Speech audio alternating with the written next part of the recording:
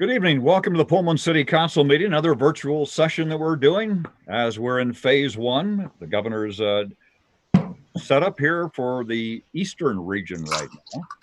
So first of all, we'll take roll, and Dee, would you please take roll? Thank you, Mayor. Mayor Johnson. Here.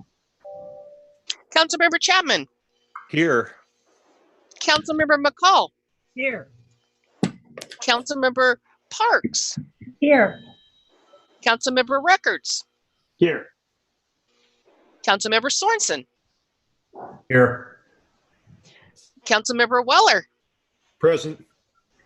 Councilmember Wright. Here. Thank you very much, Dee. And get some more things off my screen. Okay, there we go. Under announcements tonight, we have a number of them. And I'm going to start with Gary Jenkins, who's our police chief, but also our city emergency director. And we have some new updates as far as COVID-19 vaccines are concerned. And I just start out by saying that the hospital is saying right now in Whitman County, over 7,500 vaccines have been issued.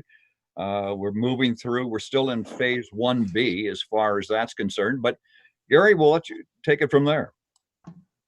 All right, let me see if I can fix my picture here. Countywide, we're sitting at 3,237 total cases with 37 deaths and 86 hospitalizations. So as the mayor mentioned, East region right now, we've only met 2 of the 4 metrics to move to phase 2. The 2 metrics that are met are trend in hospital admission rate and percent of ICU capacity. And the 2 not met are trend in case rate and percent positivity. So the state will review data again on February 12th. And if we meet 3 of the 4, then we would be eligible to move to phase 2 on February 15th. So we will find that out on February 12th. Positive test numbers are remaining fairly consistent with no large outbreaks.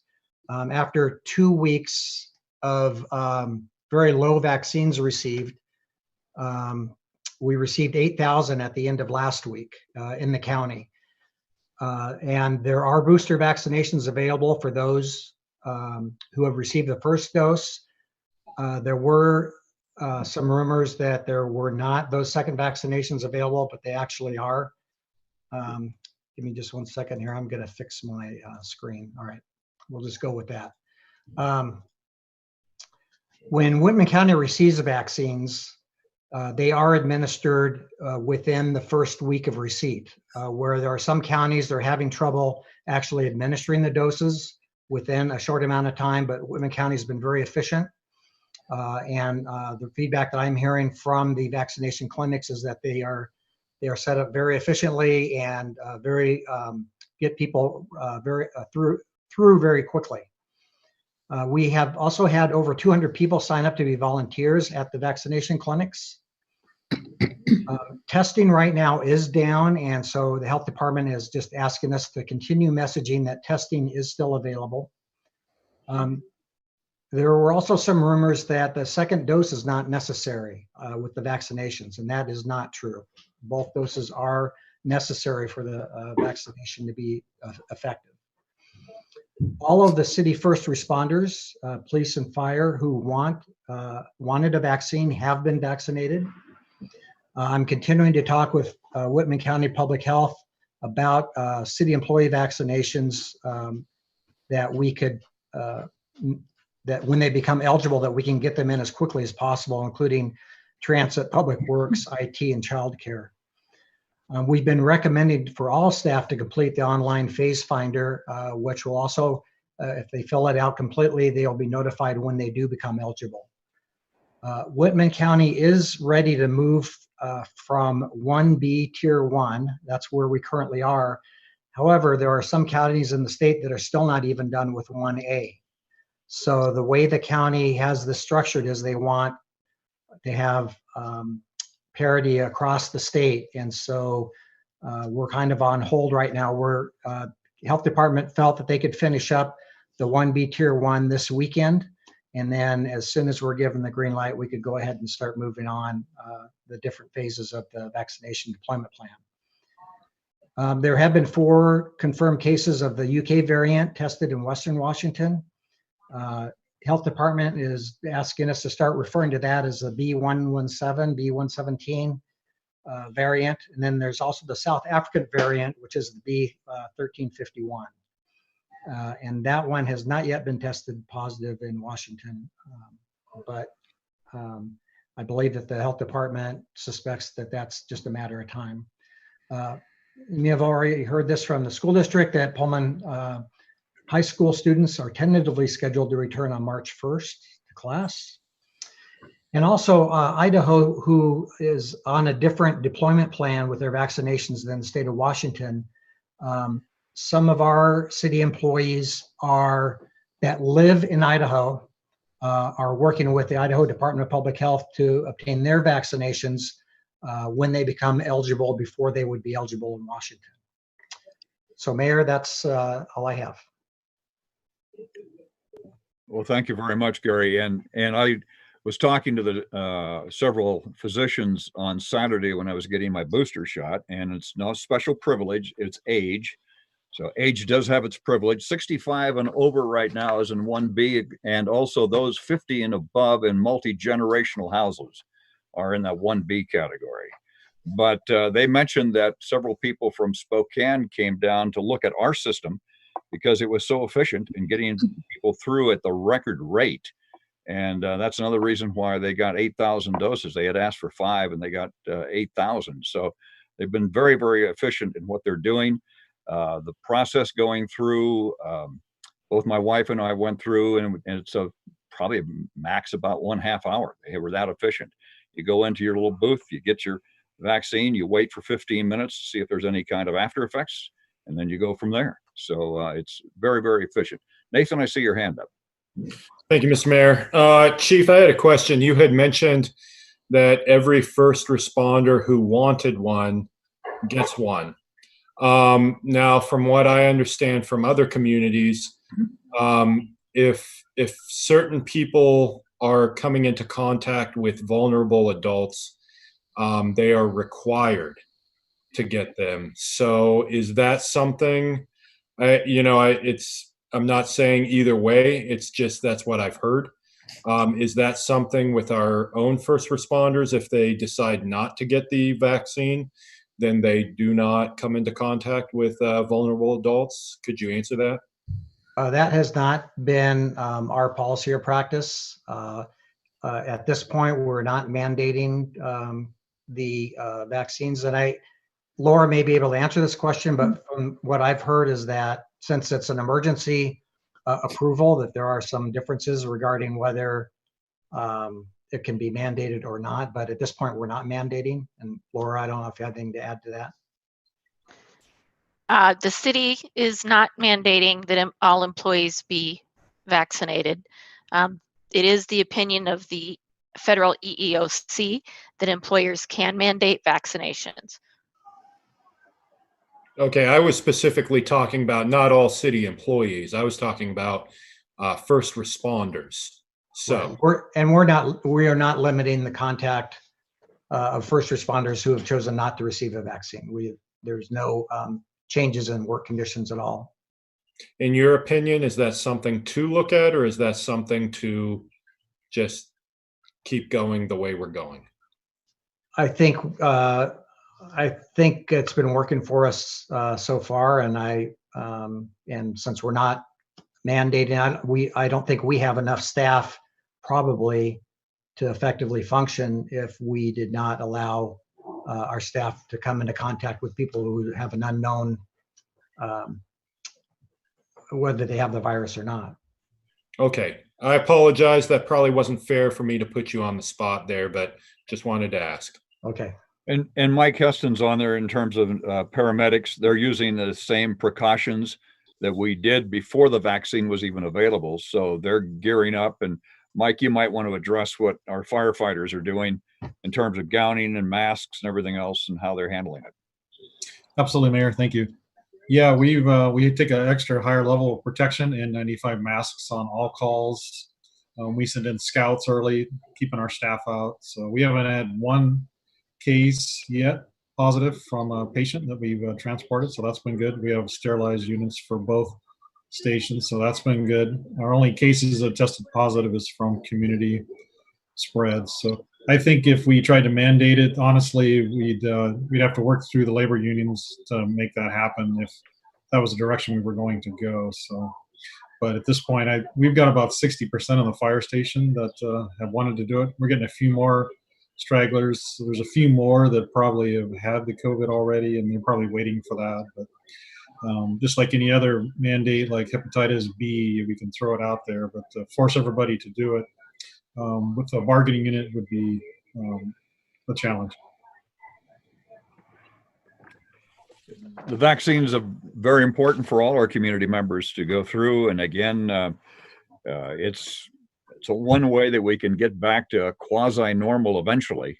And according to, I was on one line with a health metrics expert from University of Washington, and they mentioned that if the vaccine rolls out at right time and there's enough trust in the vaccine, that we might even be able to get people into stadiums maybe by June.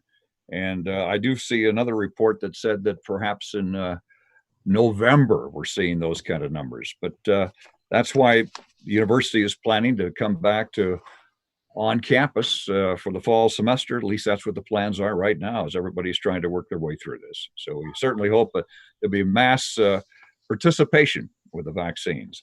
There's some other announcements to make that the WSU Horticulture Club next plant sale is tomorrow through the 13th, and it'll be at the greenhouses near Ferdinand's.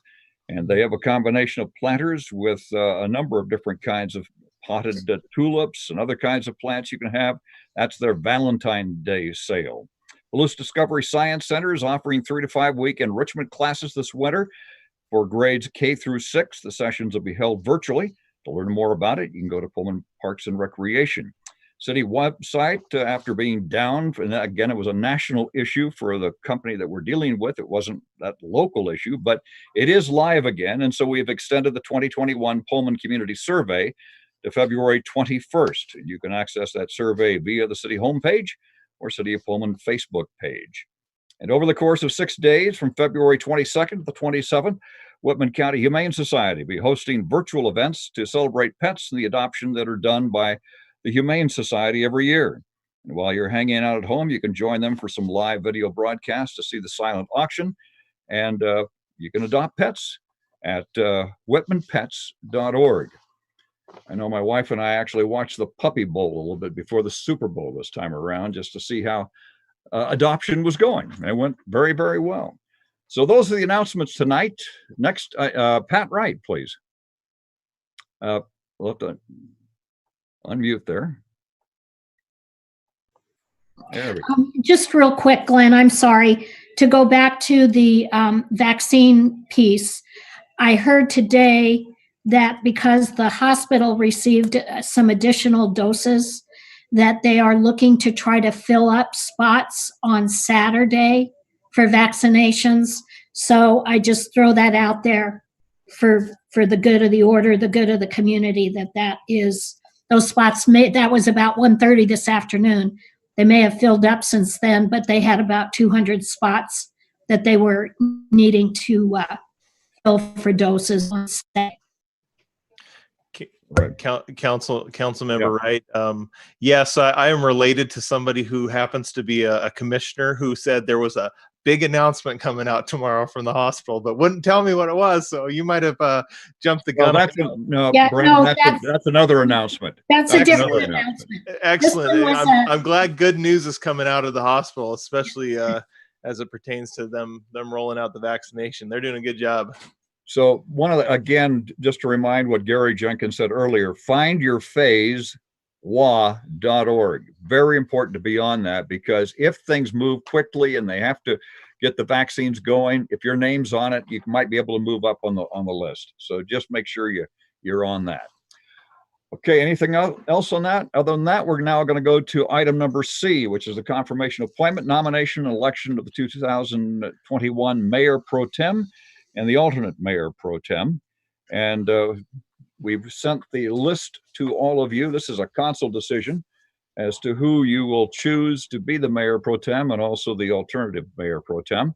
So we'll turn it over to the council right now. And Dan, I see your hand up. I would nominate Brandon as mayor pro tem and Al as alternate mayor pro tem, keeping with tradition. Yep, perfect. I was going to do the same thing, Dan. All right. We've heard a nomination. Are there any other nominations? Should always ask for that one. And seeing none, have a nomination. Do I have Pat, you said you were going to do a second. Yeah. That's a second. All those in favor signify by saying aye. Aye. Aye. Aye. Any opposed? Okay. You realize with me as mayor pro tem, this means the mayor will not miss a meeting this year, probably at all. You're absolutely correct. No. We'll do our I was just thinking, like, Brandon, you and I are going to be on virtual, and Pat, and I think some others for the AWC City Days. And normally we'd be over in Olympia if we didn't have this. And so we wouldn't be meeting tonight anyway, because we would be in Olympia for this. But that's the way things go. It's a different kind of thing. So anyway, we come now to item number 2 under confirmations. Discussion of the Downtown Pullman Association board member appointments. And again, you can see which committees we're on. And Laura, we're going to let you lead this off in terms of what the bylaws say and what we're doing as far as this is concerned. Thank you, Mayor. So this is just simply an appointment that was missed on the January council appointments. Downtown Pullman Association is a nonprofit overseen by the City of Pullman, Washington State University, Pullman Chamber of Commerce, and then there are also property owners in downtown Pullman who are members of the Downtown Pullman Association. There is a memorandum of understanding between the city, WSU, the Chamber, and the Downtown Pullman Association that provides for this. And so there is a seat that is dedicated to a City of Pullman representative on the Downtown Pullman Association board. So what we're asking for is you to go through the same process you went through with your other committee appointments and talk about who should be appointed to that. And then the mayor would just ask for a motion and approval. Mayor? Yes, Brandon. Yeah, thank you. No, thank you. I just want to let everybody know that Councilmember McCall and I have been attending these meetings for quite some time and been on some of the subcommittees, and certainly I think both of us would feel that if some of our council colleagues wanted to be involved in downtown and fill this role that Adam left vacant, it might be really beneficial to see it from another angle. And I know I plan to continue to be involved in the same capacity and just be a member, but not be. I wasn't hoping to be an executive member on this committee, but I think it might be really beneficial just to see how some of those decisions are being made to advocate for things downtown. I'd strongly recommend that somebody who hasn't had that chance to do some more downtown things do that. Okay, Ann Parks, we'll go to you, and then we'll go to Dan. Thank you, Mayor. I would be interested in this position. I have been involved on and off in downtown over the 27 years that we've been here. I actually worked downtown for several years for Judy Finch at the Ivy. And a lot of the issues that took place at that time that were happening are the same as they are today. And now we have the added complication of COVID and trying to keep our businesses afloat. So I would be happy to be considered. Thank you. Okay, Dan Records. I would also be interested in this as well. I had the opportunity to participate in one of the Downtown Business Association's meetings recently, wearing one of my other many hats. And I agree with Brandon. I think, having somebody on council on there will be very beneficial. While we were having the discussion, I got to observe the other business that was coming up, not my part. And I found that there was a lot of things that, have overlap with a lot of the work that the city's doing. And just having somebody that's involved in multiple different projects, having a different perspective can add a lot of value to the discussion there. Other comments, Eileen? I'm on the design subcommittee of this group, and I think Brandon is as well. And one of the things that comes up over and over and over again is accessibility, and we want even in and above what was recommended in the BDS study. We want maximum accessibility and aesthetics to our downtown. And I think Dan's expertise in this area would be really helpful on this group, because sometimes when we get into these accessibility discussions on the design committee, we do get lost, because it is a complicated issue and there's a lot of regulations to be looked at and considered. And Dan knows a lot of that stuff just right at his fingertips. So just in that regard, I think Dan would be an excellent fit for this group. Other comments? Pat Wright. I just have a question. Is this an annual appointment then with the rest of the committee appointments? Yes. Okay. Yeah, and I can tell you that with the Downtown Pullman Association at their annual meeting, like any 501c3, they do elect new officers, and so I know they make it a point to refresh and move people around as well. So I think that's important to know. Well, you've heard anything else? We've heard two people that spoke up. Al Sorensen next. Yeah, I'd nominate Dan Records to move to this commission. Okay. I'll actually second that, because I think Dan's expertise in accessibility and handicap parking issues downtown would be very valuable to it. Okay, we've had a motion and a second. All those in favor signify by saying aye. Aye. Aye. Any opposed? Dan Records, thank you very much for volunteering, and too also volunteering. But Dan, I know you'll make a great choice, and especially dealing with ADA compliance and trying to make our downtown more accessible. Yeah, thank you all for your confidence in that. Appreciate that. We now move to item D, is the consent agenda. These items are considered routine in nature. The consuls had a chance to look them all over ahead of time. Do I hear a motion to read by title only?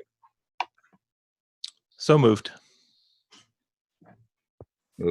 I see a second. All those in favor signify by saying aye. Aye. Any opposed? With that, Laura McAloon, our city attorney. Thank you, Mayor. Your consent agenda consists of a motion to dispense with the reading of the minutes of the regular meeting of January 26, 2021, and approve them as submitted. A motion to approve disbursements for accounts payable checks numbered 102152 through 102214, totaling $1,067,039.55. A motion to approve disbursements for accounts payable checks numbered 102227 through 102302, and electronic transfer 1282021, totaling $1,928,279.72. A motion to approve disbursements for accounts payable checks numbered 102215 through 102226, electronic transfers 678 and 680 through 682, and payroll direct deposits numbered 66409 through 66699, $852,529.26. A motion to approve disbursements for payroll checks numbered 74905 through 74917, totaling $4,536.42. A motion to approve disbursements for payroll direct deposits numbered 65795 through 65835, totaling $102,347.84. A motion to approve disbursements for accounts payable electronic funds transfer numbered 01252021, totaling $29,779.26. Resolution number R-5-21, a resolution adopting updates to the Pullman Transit and Dial-A-Ride Americans with Disabilities Act plan, and resolution number R-6-21, a resolution authorizing the execution of a ground lease between the City of Pullman and Michael Wagner and Terry Wagner. Is there any item the council would like out for discussion? Seeing none, the consent agenda consists of items 1 through 9. Do I hear a motion to approve? So So moved. moved. Second. Moved and second. All those in favor signify by saying aye. Aye. Aye. Any opposed? All right, we now move to the regular agenda. Item number 1 is a resolution approving updates to the 4-year transit asset management plan for the city of Pullman. And with that, we have Wayne Thompson, who's our transit manager. Wayne? Thank you, Mr. Mayor, members of the council, and good evening. The document before you is our transit asset management plan. Typically, we refer to it as the TAM plan. We prepared our first TAM plan in 2018, and it's a requirement of the State Department of Transportation. It basically says that we have a plan to maintain and replace facilities and vehicles that we have bought with grant funds that either the state or the FTA have invested in. If you don't recognize the format of this plan, then we have that in common. This is a new format and it's changed dramatically, and I'll briefly tell you why. This year, we knew we had to submit our annual vehicle inventory update. We do that every year. We also wanted to update a paragraph that was talking about our vehicle maintenance cycles. And in the conversations we had with the state DOT, we received a fairly strong recommendation that we adopt a new format that would avoid FTA audit findings that other state transit agencies are finding. So we jumped at the opportunity. We not only updated the vehicle inventory and the paragraph on maintenance intervals, but also the format. So we're a full year early. Normally, you would only see this every 4 years, and it's only been 3. It turned out to be a fairly extensive project. I do want to give credit to our administrative supervisor, James Nelson. I pretty much took care of some loose ends. He did all the hard work, so glad for his help. The maintenance cycle changes, I do want to address those. That was the main reason we wanted to address any content changes besides inventory. Those are best summarized as a typical preventative maintenance visits that all city vehicles have done, and things like oil changes. Our original plan said that we would change oil every 2 months or 1,500 miles. That was too restrictive, unrealistic, unnecessary. The recommended maintenance by the manufacturer, and for us, Gillig is the manufacturer of all of our buses, they recommend every 3 months or 6,000 miles. So we do intend to stay much closer to our own recommendations, but having the manufacturer's language in the plan gives us a little bit of leeway when it comes to fitting vehicles in and not raising red flags with the state when they do their site visits. We'll certainly meet the 6,000 miles, no doubt about that. So the language is somewhat of a formality. We're still going to maintain vehicles as the city would see fit. We're already working with Art Garrow and the staff at ERD to make this more of a local, applicable, and user-friendly document rather than just a state requirement. You might also see that the plan summarizes the city's organizational structure for context and shows some of our larger plan projects and timelines.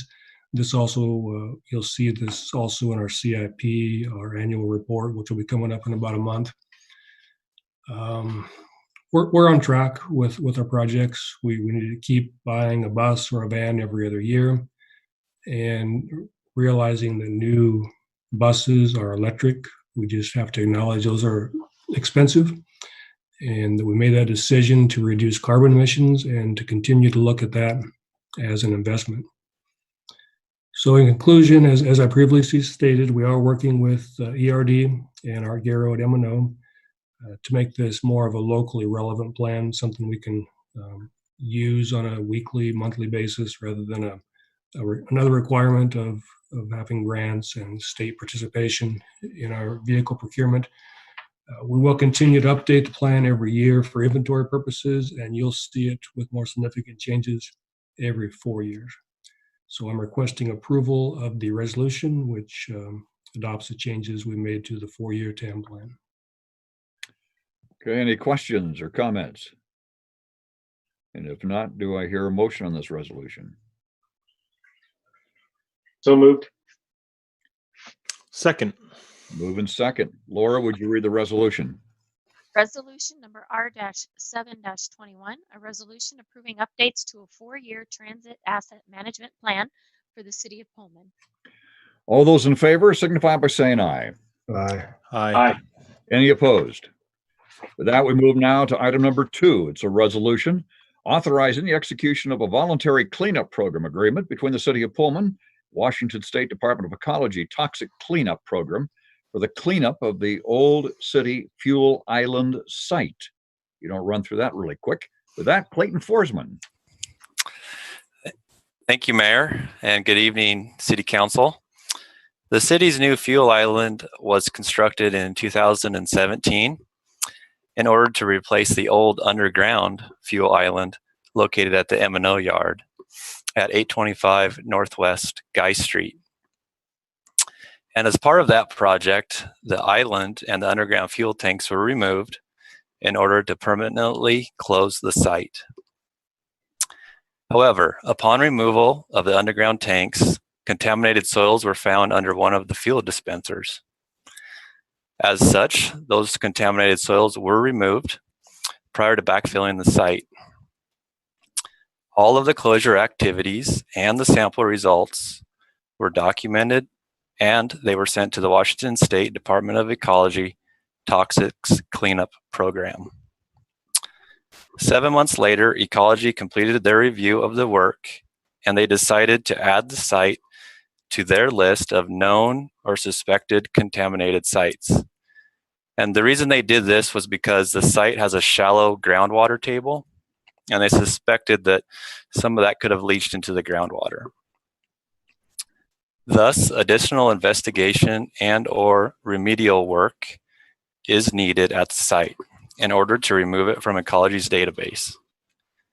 A scope of work has been determined, which consists of drilling 4 monitoring wells and conducting quarterly sampling, as explained in the staff report before you. However, before beginning the work, the city must first enroll in Ecology's voluntary cleanup program. This program is set up to facilitate independent site cleanups by providing a formal review process of the proposed work and technical consultations. It also allows Ecology to issue a no further action letter at completion of the cleanup work. Therefore, the item before you tonight is a 2-page agreement with Ecology to allow the city to be enrolled in the voluntary cleanup program. The agreement will allow and authorize the city to reimburse Ecology for technical consultations for the cleanup activities at the site and commits the city to pay for those services, which are estimated to be no more than $1,000. It is staff's recommendation that the council authorize execution of this agreement. And with that, I would be glad to take any questions you have for me on this subject tonight. Questions of Clayton on this $1,000 agreement? That's probably one of the best prices I've seen in a long time coming before the city. No more than $1,000. That's great. Any questions? Any comments? With that, then do I hear a motion on this resolution? Move to approve resolution R-8-21. Second. Moved and seconded. Laura, would you read the resolution, please? Resolution number R-8-21, a resolution authorizing the execution of a voluntary cleanup program agreement between the City of Pullman and the Washington State Department of Ecology Toxics Cleanup Program for the cleanup of the Old City Fuel Island site. All those in favor signify by saying aye. Aye. Aye. Any opposed? Item number 3 is a resolution authorizing the execution of an engineering services agreement between the City of Pullman and Parametrics for the Airport Road Improvement Project, which I'm happy to see. Kevin Gardis. Thank you, Mayor. Good evening, Council. Recently, major improvements have been completed at the Pullman-Moscow Regional Airport, including the runway realignment project. The city recently completed construction of a gravity sewer line extension to the airport and has plans to extend its water distribution system to the airport in the next few years. A new terminal is currently being designed and slated for a construction start later this year with completion in 2022. With construction of a new terminal comes an opportunity to construct some improvements to Airport Road in the near term in the area directly adjacent to the new terminal. Completing a conceptual design, which would be about a 30% design, for Airport Road now will help ensure that any improvements necessary for the new terminal will better align with the ultimate design plan for Airport Road. The conceptual design will consider multimodal elements and be compatible with the city's recently adopted Complete Streets Ordinance. Airport Road is currently within the jurisdiction of both the City of Pullman and Whitman County, with roughly half to each. The city's portion begins at Northeast Terraview Drive and extends east to the east end of the airport near Orville Boyd Road. Whitman County is considering improvements to the county portion of Airport Road in the 2025 timeframe via grant funding. And city and county staff have discussed the possibility of a joint project to improve all of Airport Road. And the reason we've discussed is it's possible that the funding that the county's getting for their portion would count as match for a grant application that the city could put in for. To select a consultant for this work, staff solicited statements of qualifications from qualified firms. Parametrics Inc. was selected by a committee of Public Works and Planning staff, and we also had the airport manager on the selection committee.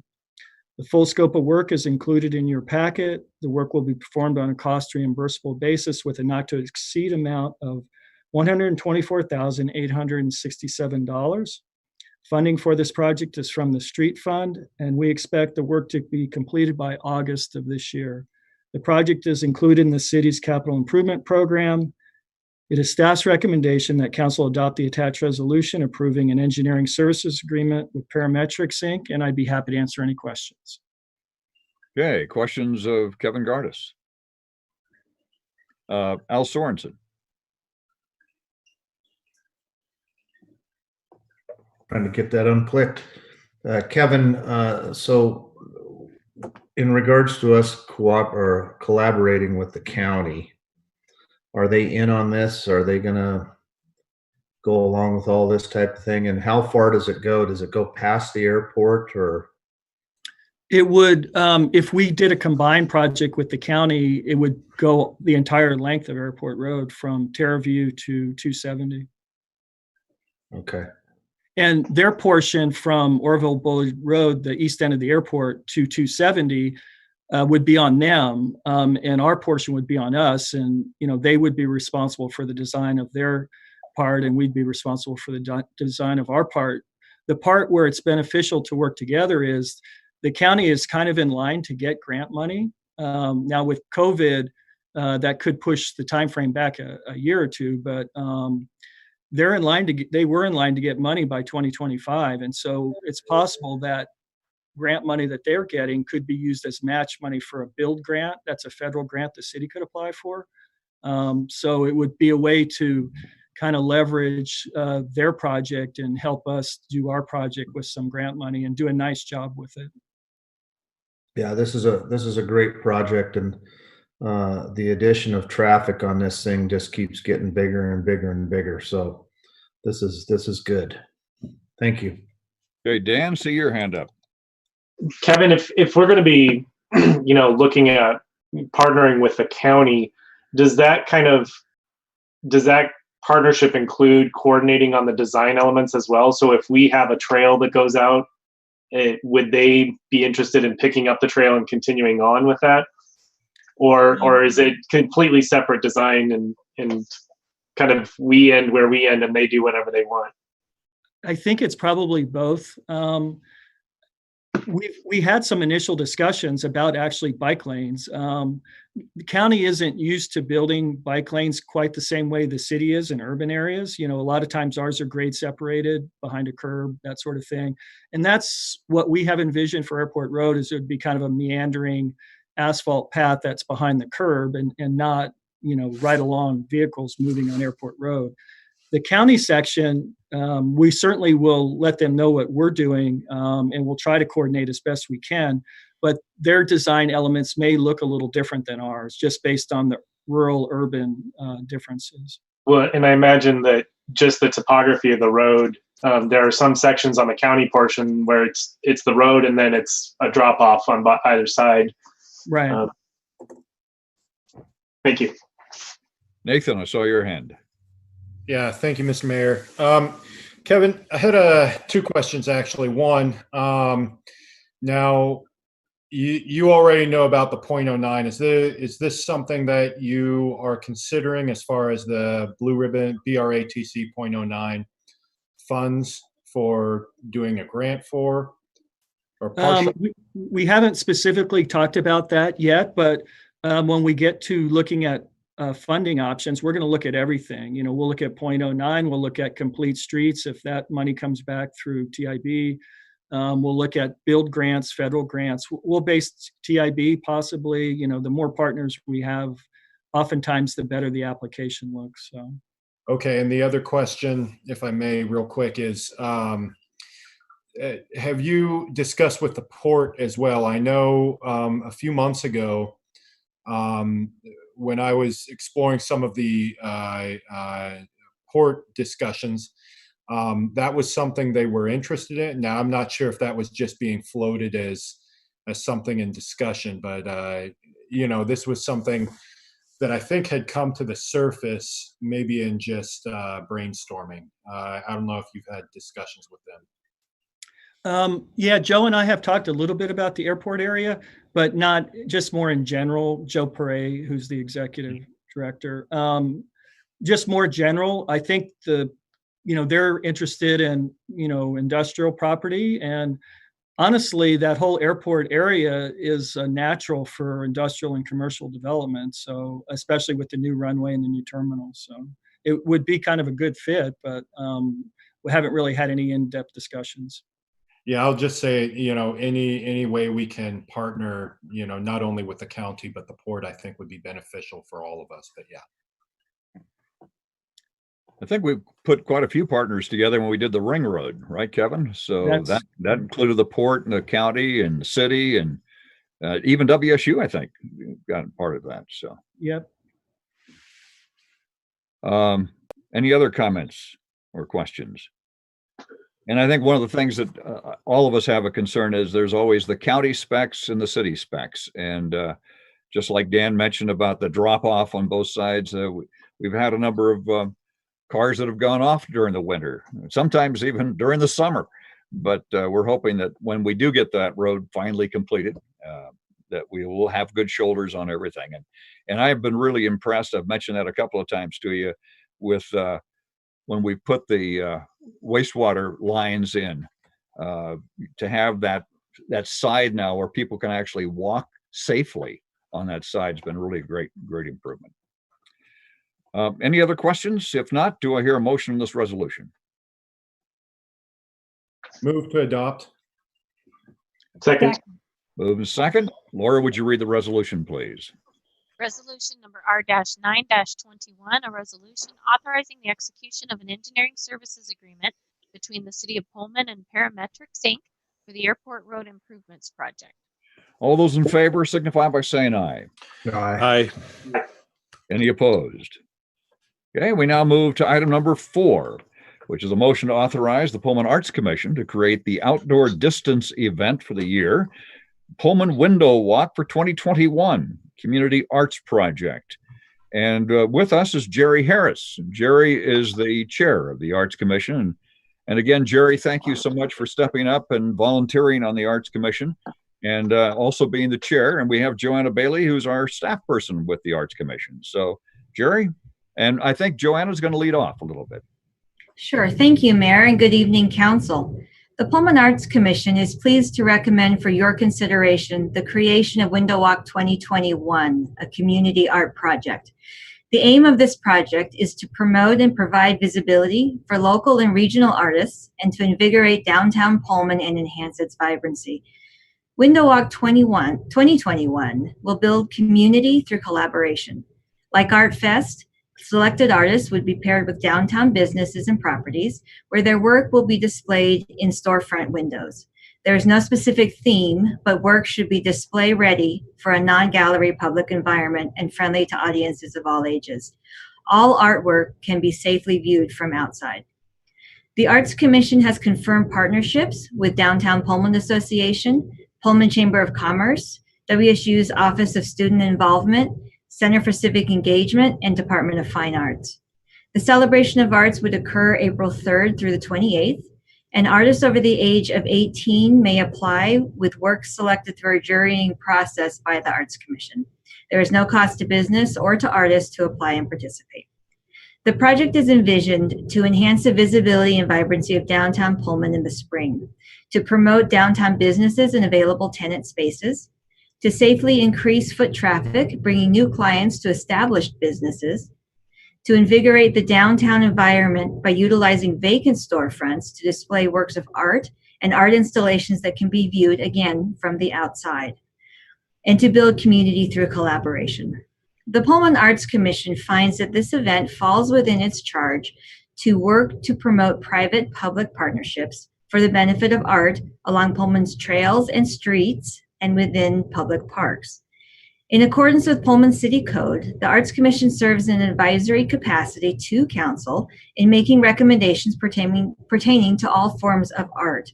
So therefore, the commission tonight seeks council's authorization to proceed with Window Walk 2021.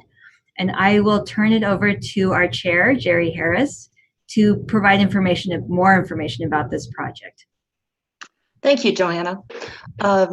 First, I want to make the statement that the Arts Commission has decided it is best to cancel Art Fest this year. You've probably already figured that out. But with the restrictions and not knowing when all of the vaccines will be taken, we thought this was the best course. That being said, that leaves a big hole in what we do, and that is getting the art together with the business, promoting downtown business and promoting local art. So our solution to this is to do the Pullman Window Walk. I believe it was in 2014, there was a project where some of the students at WSU did some painting inside the windows.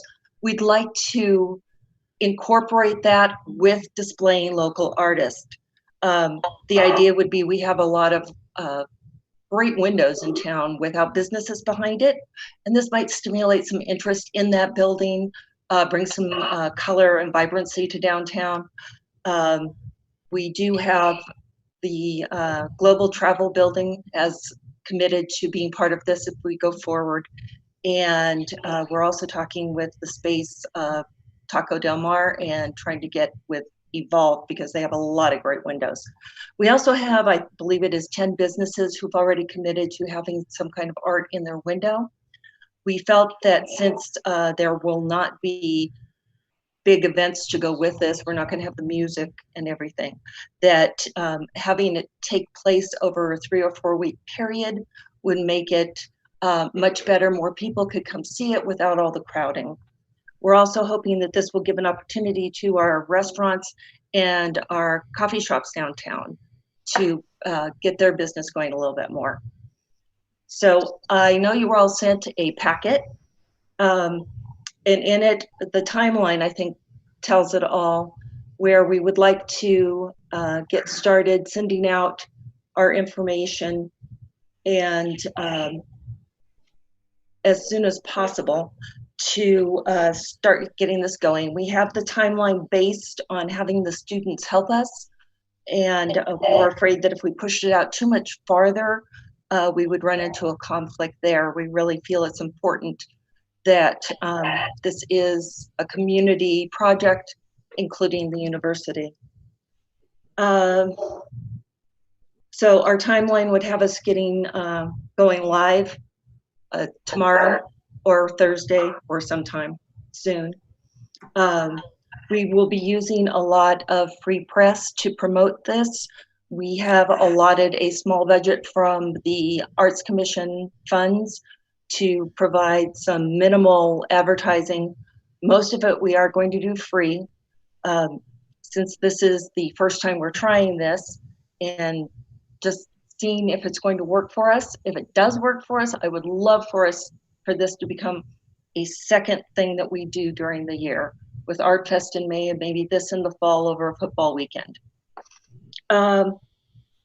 We will have absolutely no cost to the artist or to the businesses because of our times and our situations. We think it's really important that we are there supporting them and bringing more business in for them. The art will be juried this time because of having the involvement with the students. We want to make sure that everything meshes up together and that we have good fits. On our jury, we will be having Katie Bunch Emberson. She's a member of the Pullman Arts Commission. She's also a local business owner. She does the Pullman Art Cart, so she's also got the art instincts. Also will be Gail Siegel, who has a lot of information on what we should do, how we should do it. She ran the Pritchard Gallery over in Moscow for several years. Then we would have Squeak Maisel, who is the head of the fine arts at WSU. He's been a great resource, has some wonderful ideas. And for the 4th and 5th positions, we would like to ask Mayor Johnson to be on the jury. And then we would also like to have a city council member represent as well. And that would be up to you, whoever that might be. We would be doing that jurying on March 16th and 17th. I will also be there. I will be there as an advisor. And if for any reason somebody cannot be there for the jury, we feel it's important to have a 5th person for that possible tiebreaker. We do have flyers going out to all the local businesses, and once this is approved, letting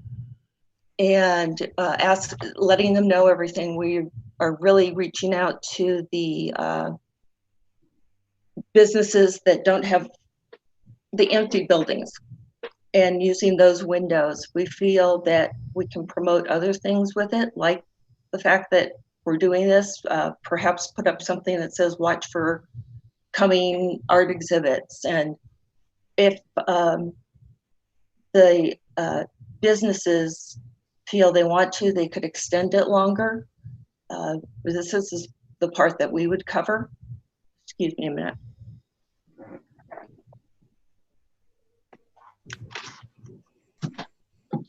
We would have a setup time of April 1st and 2nd and a takedown of the 29th and 30th. Again, the Arts Commission would be involved in that to make sure that there's no mess, that there's no problems. I have heard that previously from the 2014 with the painting on the windows that there was quite a mess, and we definitely do not want to have that again. Let's see.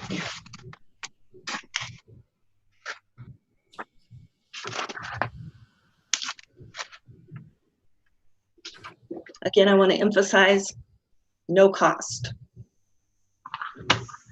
We had tried to apply for a grant. Unfortunately, trying to work out the timeline and what would be needed from us, we were unable to do that.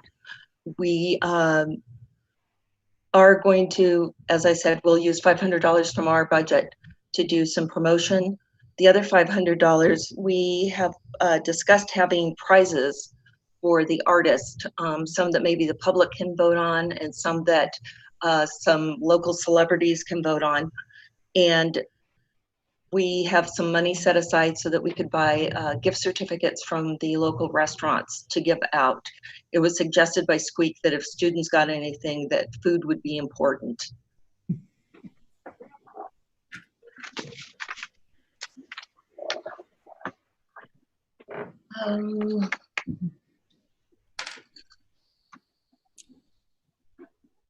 I think that's what I have in a nutshell. You do have all the information before you. I can answer any questions that I can. I do want to say thank you to the city, the chamber, Downtown Association for all being involved with this. It's been a great committee. Gail Siegel is responsible for putting together all of our drafts of our handouts. She has been just fantastic. I can't believe the amount of work she's put into this already. And Katie Bunch Emerson has been right there the whole time, also talking to business owners, finding out what they're comfortable with, answering the questions of how we would go about this. Are there any questions? Well, Jerry, I'll start out and say, I'll agree to be one of your jurors, and then we have to have the council determine from there. Nathan mentioned, I think it was a couple of weeks ago, quoted one of our former city council members, Keith Bloom. And I still remember Bloom's comment when we started the Arts Commission. He says, I'm not that much of an artist, but I know what I like. And it was right to the point on that one. So Eileen, you got a hand up, and then I have Dan, okay? Yeah, I got a few things here, Jerry. Boy, the time frame on this seems really squished. Council has been made uncomfortable in the past by getting things dropped in our laps kind of at the last minute, and this seems incredibly last minute. I mean, you want to go live with this tomorrow, and you say you have handouts ready to go. You've got all sorts of things ready to go. The council hasn't seen any of these things. We don't really know what the call for art is going to be, and that's actually required in the Art in Places document, where we're supposed to be seeing that sort of thing. Don't get me wrong, I'm wholeheartedly in favor of this project. This is kind of what Ann and Pat and Brandon and I brought back from Vancouver AWC conference. We saw some of that and we thought it was great, and we've kind of been talking it up ever since, or at least I have been. But the time frame just seems, for all sorts of reasons, seems a little accelerated. I would like to see this back a little more towards those traditional Art Fest dates back in May, so the weather is maybe a little better. And I know you want to have the students involved, but I'm a little unclear about what exact commitments you have from the students. I realize that you've got some personnel from Fine Arts committed here, but what sort of commitments do you have from, I hate that term, the students, and why we would need to push up this time frame like this? The students would be working on the blank windows. We would have them bring in different art installations, doing paintings on the window. And we thought this would be a good idea to get WSU doing it. And since they have been out so long, it was also felt that the students, this would act as part of a thesis for them, if we could combine that. And so that is why we have the timeline accelerated so much. And I apologize for that, but we do want to make sure that we can include the students in it. As far as the call to artists, I believe all of that was in the packet that was sent out. No, it's not. Okay. I see Laura hand up, our city attorney. Did Laura? Yes. Yeah, I just wanted to clarify, since Councilmember McCall mentioned the public art, the art in public places policy. This is not public art. This is an event, and that's what they're recommending, is that they do an event. Your definition of public art is art that's actually installed on public property. Okay. So when they asked me in January, can we do this or do we need to go to council? I said, you need to go to council because it's an event and your role under city code is to provide recommendations to the council. So, but there would not be any art owned by the city or installed by the city, or actually it doesn't even involve the use of city property for the display. So it did not, in my mind, fall under that citing of public art policy. Okay. Dan had his hand up next. We'll go to Dan. Yeah, I know in the materials provided in the memo, it said that there's not really a theme for the art. And that's one of my areas of concern is what are we doing what is the jurying process to vet the art? Because the parameters seem fairly vague on what submissions would be acceptable. And so it says, acceptable to all ages of viewing audience. But my concern on that is what criteria are we judging it on to make sure that it's vetted, and we're not going to have people submitting inappropriate art for public display.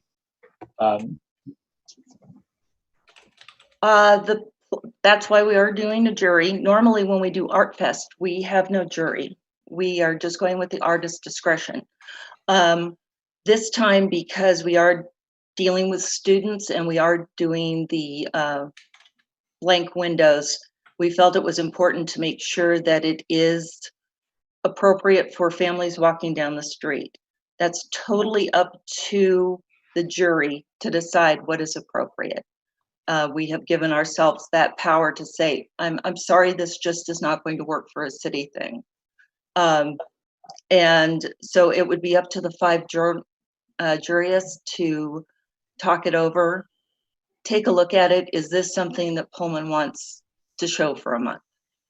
Also, if we decided something, we want to make sure that we match it up with the right business and the right window to go into it. We don't want to put something that's going to make that just doesn't go with the taste of the particular owner.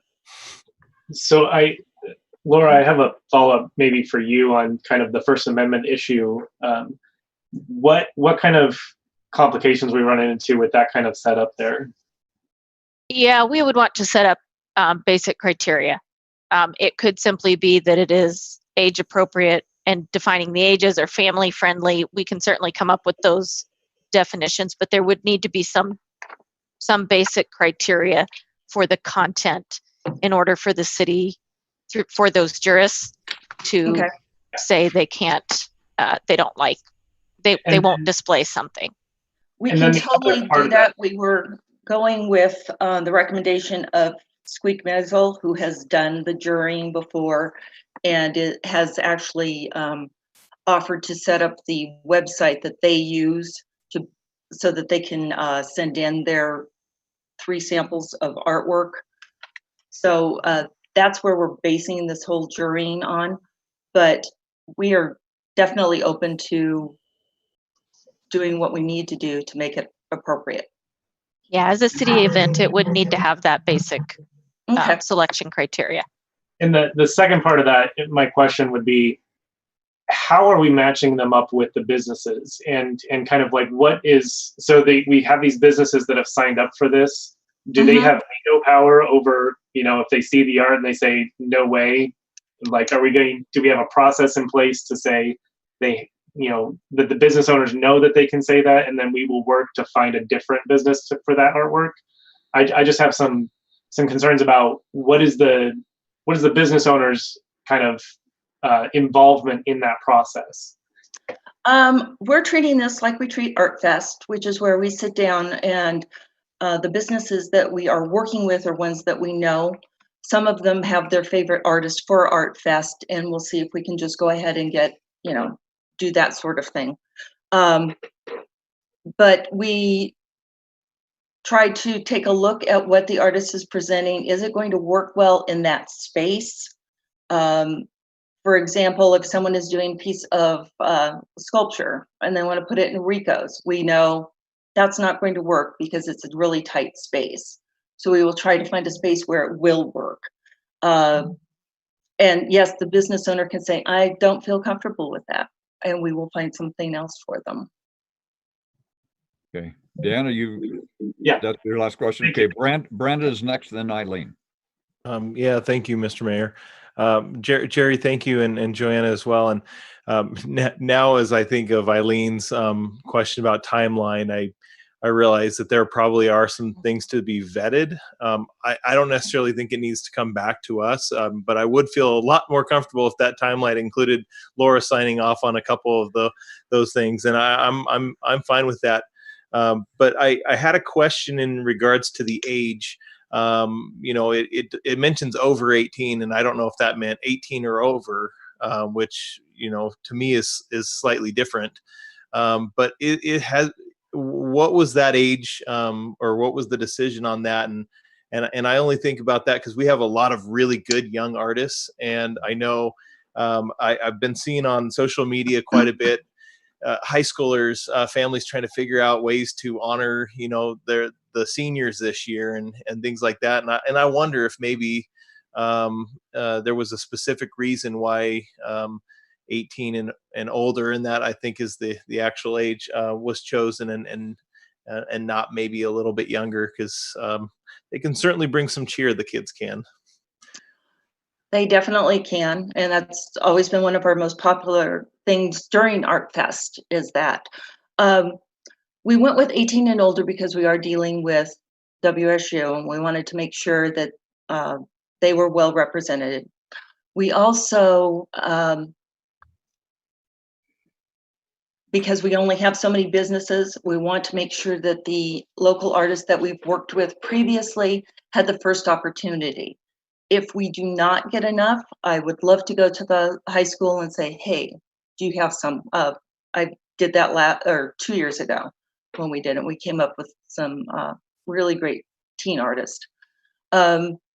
Again, since this is just the first year we're doing it, we're trying to get a feel for it and see how it goes. I would love to see at some point a separate thing with all these amazing young artists and have them do their own thing. But that would be another project. And this one, we just felt we needed to narrow it down and stay within this parameter.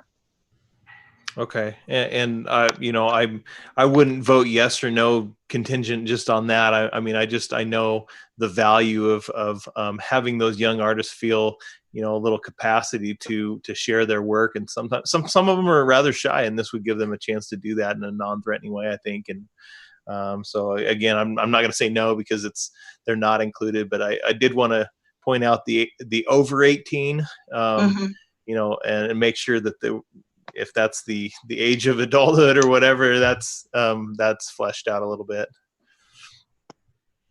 Okay, we'll go to Eileen next. Yeah, the 18 and over thing really bothered me as well. I think one of our utility boxes has a rap that was submitted by a person of high school age, and it was one of our very, very favorites. And you're talking about to build community through collaboration, to eliminate a huge chunk of our very talented population, I think is not collaborative at all. And I think focusing on WSU is an aspect of this, to be sure, but it's starting to sound a little WSU top heavy to me, and not necessarily downtown Pullman. And why can't we kind of have a Pullman for Pullman kind of a thing? That's sort of, like I say, my original notion of this was sort of to have something that was fun and casual and inclusive, and not necessarily, and maybe I'm confused between what is the difference between we need to screen the art for being appropriate and for it being juried. Maybe I've got my terminology screwed up here. Can somebody clarify that for me? To me, juried is screening it, basically. It's quite often with large craft shows, you need to take in several of your pieces, and it is juried and decided whether or not it's something that will fit in with their particular style. So that would be what we're doing. We're taking a look at it and saying, I don't know where we would fit this in. I don't think we have a space for it. It's not really what we're going for. And that would be going for. Pardon me? That's my concern, is we don't know what we're really going for. We've got nothing to kind of look to and say, well, it like I say, it just seems really top heavy to me. I mean, we're talking about printing trophies on a 3D printer, and wow. I don't know what you're talking about with that. I'm talking about the documents that are in front of me on the timeline document. And we're talking about prizes. We're talking about people voting on art. That's been kind of an interesting thing over here the last few weeks. Why do we have to have people vote on it? Why can't we just have people walk around and enjoy it and talk amongst themselves about it and have it? I mean, this it just seems really top heavy to me. You've got everything but a soundtrack composed by Mussorgsky here. And I wish it was just more casual, and I wish it was at a little different time of year. Okay, we'll go to Ann Parks next. So I really like the idea, and Jerry, I like the thought that you have put into it. It is an art event. It's not, and it is made for artists, not everybody, And so it's there. Well, excuse me. It's there to attract people who either make their living or have their avocation as an artist. And yes, maybe a casual person who just wants to submit some work, of course they're welcome, but the Arts Commission in this instance, I feel, I'm interpreting that they're really looking to attract people who make their living through their art, or who spend a lot of their time showing their art and hoping to sell it. I've been involved in Art Walk in years past as business display. And both times one time we did have elementary students. And I will tell you right now, that took up a lot of room. And these windows are not set up for that, for sure. I'm not saying to not include the children, but the event that she's describing here, that she and Joanna are describing, does have a lot of limitations. You can't go inside the business. So there is no inside, walk on in. And I mean, maybe you could, but it's going to be very limited as far as we know right now. And we have to plan for what we know right now. And so to me, the idea is, let's call up our art community, see who'd like to enter their work to be deemed, whether it's appropriate or not. And artists are used to this process. They understand it, and they're not offended by it, and they do understand it. And so, I mean, I don't really see what the problem is. I actually like that the Arts Commission has been proactive, has moved quickly, because time is of the essence here if we want to use our WSU resources, who we haven't really had a relationship with this year. And so I don't really see a negative, except for some of the cogent points that were brought up about making sure it's appropriate, of course. But these other things, I think we're getting a little too far into the weeds on an event that we're just trying to get people, again, downtown to enjoy our downtown and our city and the local artists. Pat Wright. I would echo Ann's sentiments as well. And I believe that, if I'm not mistaken, that's what the jury is going to do, is look at these pieces to determine if they are worthy of entry. And so at that point, you have the option of indicating that that is not appropriate for what we're trying to do. I'll remind people, and I do agree with the age limitation. I think I would like to see it up to the younger artists. And just remember, all of our Celebrate Art banners around town were created by middle school and high school students. So they do have, a place in this art community, but I don't think they're going to usurp any of the participation by the WSU students. And lastly, I think the time frame from an inclusion of WSU students is appropriate.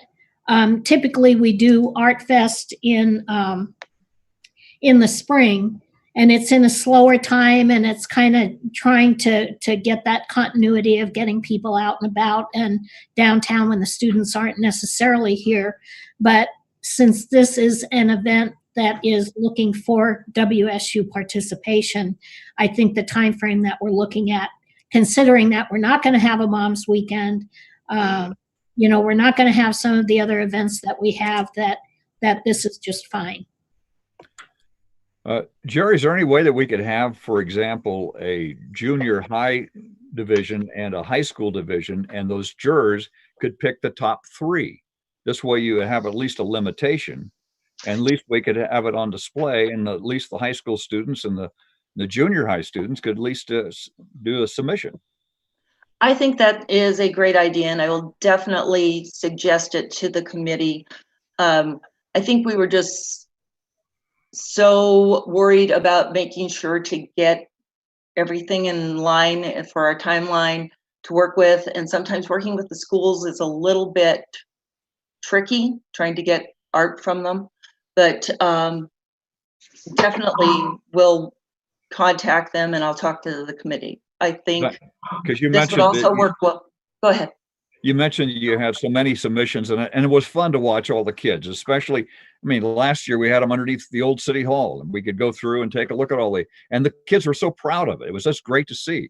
So I would really agree with a couple of the council members here that if we could have submission from the junior high and the high school, and then have those jurors pick the top 3, and then you have a limitation as to what goes, but at least you have them, you have enough room for the rest of it. I mean, it's just a possibility. Dan, I saw your hand up, and then we'll go to I was going to suggest something very similar, Glenn. I think, if the committee wants to determine like a number of slots for youth participants, because I think what you'd mentioned before, Jerry, about if you could open it up later if we don't have enough submissions, but I think if you designate a defined number of slots that will be youth participant category, then if there are more slots in other areas later on, you could always just choose from the selections, additional selections from the youth submissions. So you don't have to wait until later to even get youth submissions in. I was also thinking it's possible that I just see if there's an art teacher who has several pieces that they're really interested in doing, the ones that they think represent their art classes the best. So this is definitely something I will pursue, and maybe even one of our empty windows would be a great place to display some of their things, and we can make it the student corner. Okay, Brandon, I saw your hand. Sorry. Yep, I got it. Thank you. And again, I wasn't going to support or not support based on solely that age. But maybe it's a semantic issue, but I didn't see anywhere in here when it said that this would highlight local artists, that this was artists who did this for a living. And for me, I see a huge value in having at least some percentage be of an age where where we would have younger folks who with their families would go out seeking to see their art. And we saw that with the senior photos that were in all businesses last year. People drove, walked, biked to go see their photos in these. And my fear would be that that art lovers would go to see the art. But if we opened up just a little bit, then you would get a lot of people going to see, maybe it's their project, but maybe they would learn to love even more art and see beyond just the project that they did, because they were so excited to see, their piece in one of the businesses. And I realize the logistics of having, you open it up to the kids. I know you're going to tenfold get the number of submissions, and maybe that's not practical, but it has some value for, I think, the Arts Commission and the art community in general, of having these younger people maybe embrace the art by seeing the possibility of their own art being included and accepted. Okay. Well, I think it's all very good points, and definitely it's something that we will look into. I do like the idea of going ahead and talking to art teachers and seeing what they might like to do. So especially as the students are getting back in the classroom here in Pullman. And I know the art teachers have been online and they've been trying to do things at home, and just with this pandemic, just give somebody some relief and get something out from the cooped up environment that we've all been in. I think that would be a great celebration right there.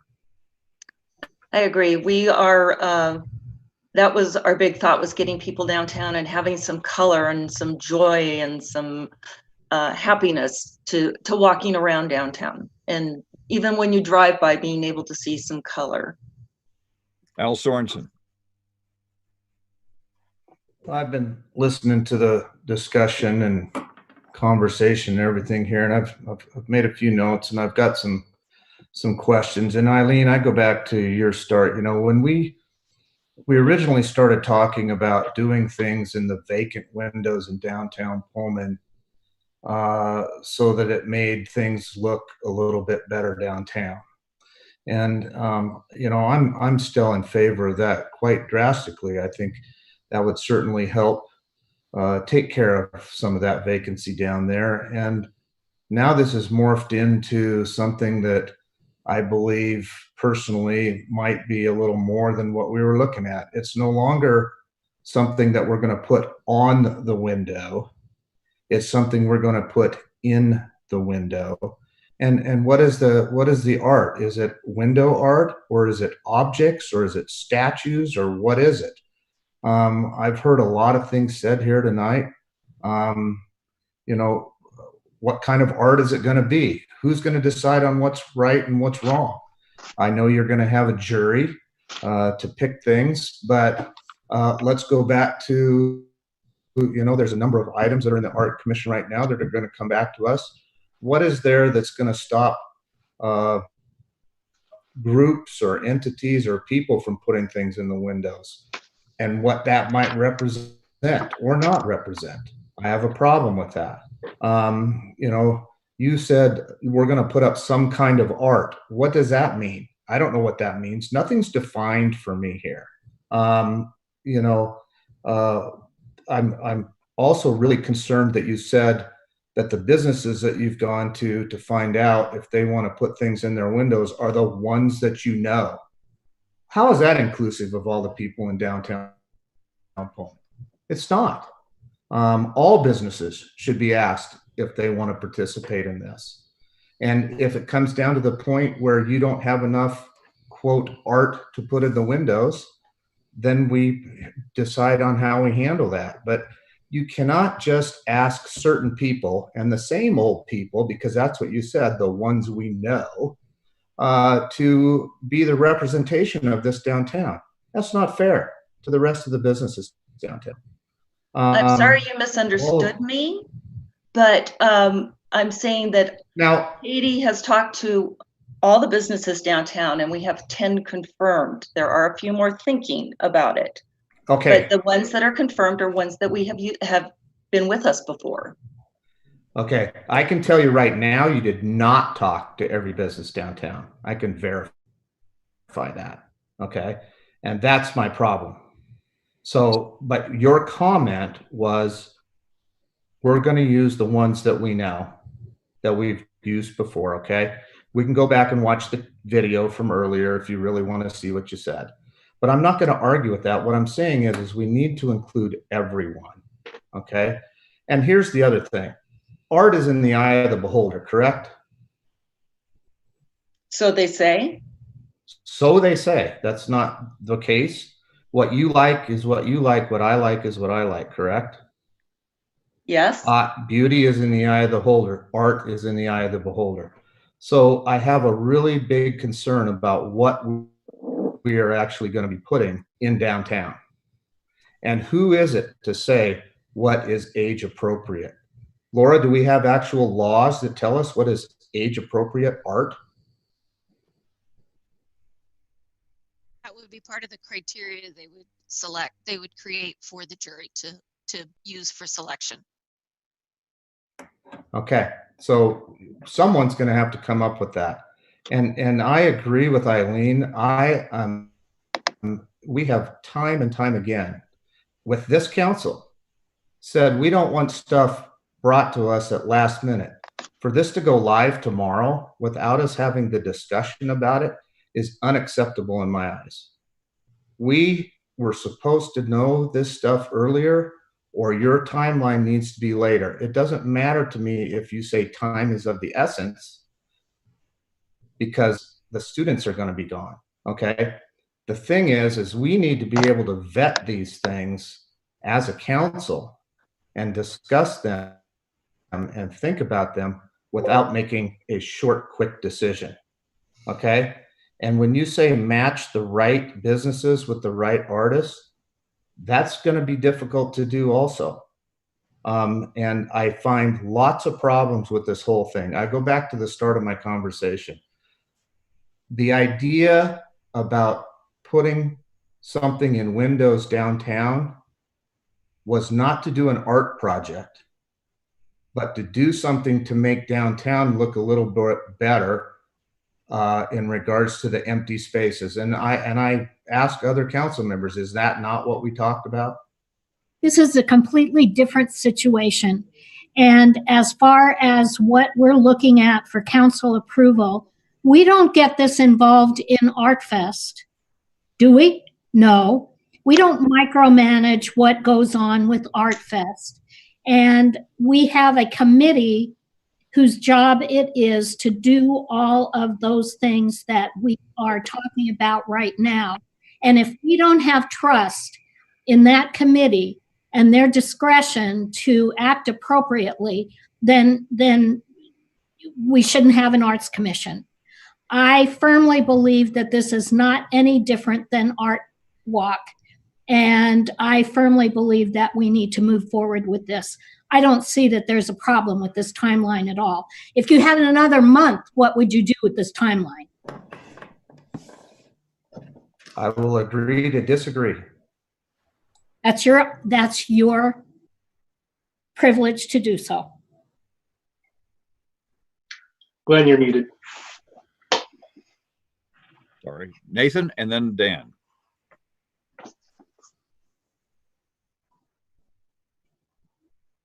Thank you, Mr. Mayor.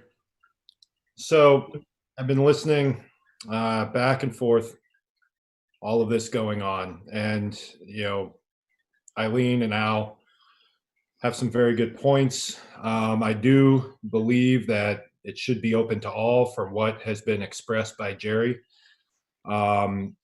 They have discussed with all the businesses. If that isn't the case, then okay. If Al has some examples of people who haven't been talked to, I think that's a very good way to address those concerns. As far as what Councilmember Wright expressed, I also wholly believe with that. I trust. I can only speak for myself. I trust the committee, the commissions that we appointed people to, and until they prove otherwise, I will have that trust. As far as art is concerned, I don't necessarily have the same interests in art as some other people do. And I ultimately believe the best art usually comes from the lack of control of that art. That's when the creativity can really come out. We've had a lot of really amazing pieces, some by farmers. Brady, I believe, or the Boons, they submitted some that were just fabulous, and they were in front of the library. That's only one example. I ultimately believe less control, especially in the area of art, is important for creativity. That being said, as Dan has already mentioned, having some rules about, inappropriate or appropriate is necessary. And I believe Laura has already said that. So, I think an amalgamation, meeting in the middle of all the comments that have already been made is important. As far as the timeline, if there's concerns and it needs to wait a week or two, I don't see how that's an issue. But if there is an absolute last minute time now, I don't see a real problem with it. That's where I sit, somewhere in the middle. So that's a non-question, non-answer. So, okay. Dan Records, and then we'll go to Brandon. Yeah, I was just going to say that, my concerns about the criteria, I think that would have been something that I would have liked to have seen is more specific criteria before it's presented to council. But I'm less concerned about that after I learned of your suggestion that that Glenn be a part of the jurying committee and that we also discuss having a council member. I think having a council member on there can represent the viewpoints that have been discussed here tonight. And I think that makes me a little bit more comfortable with working with that council member to come up with those criteria and vetting those with Laura before we go forward. But I support the proposal. And, for my 2 cents, I would suggest that maybe if Eileen is interested in being on the jurying committee, that might be a good option to represent some of the diverse discussion that's occurred here. Okay, Brandon, next.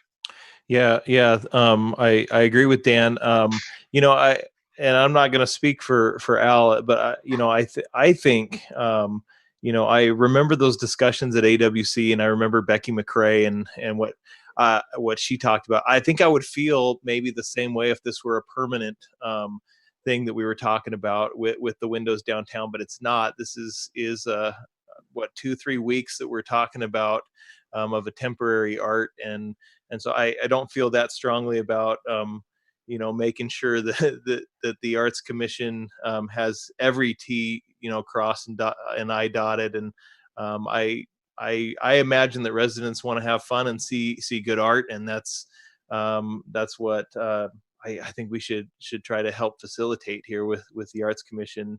So I see it slightly as a different thing because it's not a permanent fixture. Okay, go back to Ann Parks, and then, okay, Ann.